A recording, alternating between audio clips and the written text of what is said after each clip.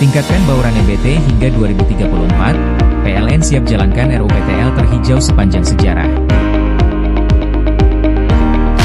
Jakarta, 28 Mei 2025, PT PLN, Persero, siap menjalankan Rencana Usaha Penyediaan Tenaga Listrik, RUPTL, 2025-2034 yang resmi diluncurkan pemerintah sebagai acuan strategis pembangunan sistem ketenagalistrikan nasional selama 10 tahun ke depan.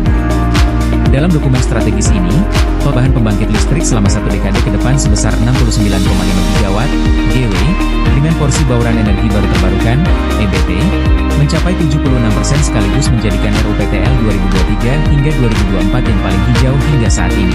Menteri Energi dan Sumber Daya Mineral (ESDM) Bahlil Lahadalia menyampaikan, RUPTL 2025 hingga 2034 merupakan rujukan penting ketenagalistrikan nasional yang akan menjadi landasan Indonesia dalam mencapai target Net Zero Emissions (NZE) pada 2060. Pengesahan RUPTL juga menunjukkan komitmen pemerintah dalam mewujudkan kedaulatan energi dan transisi energi di tanah air.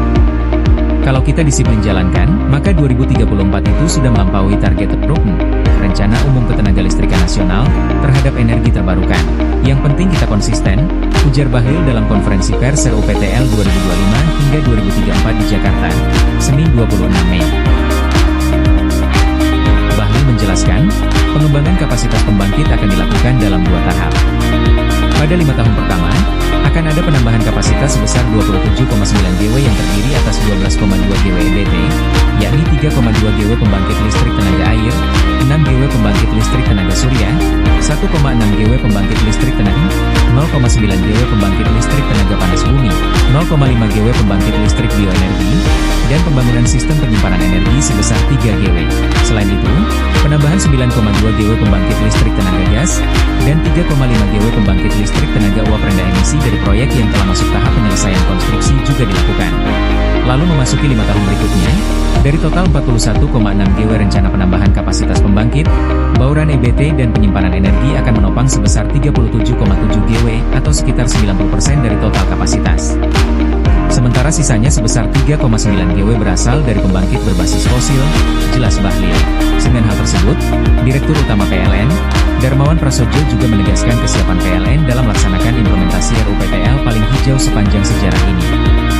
Pihaknya berkomitmen untuk meningkatkan kapasitas dan keandalan sistem kelistrikan berbasis energi terbarukan yang efisien dan terjangkau dengan mengoptimalkan pemanfaatan sumber daya alam domestik.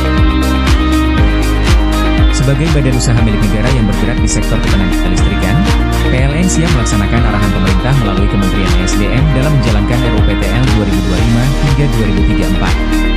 Melalui RUPTL terhijau ini, PLN berkomitmen menghadirkan sistem kelistrikan yang andal, ramah lingkungan, dan berkelanjutan sejalan dengan cita Presiden Prabowo Subianto, pungkas Darmawan.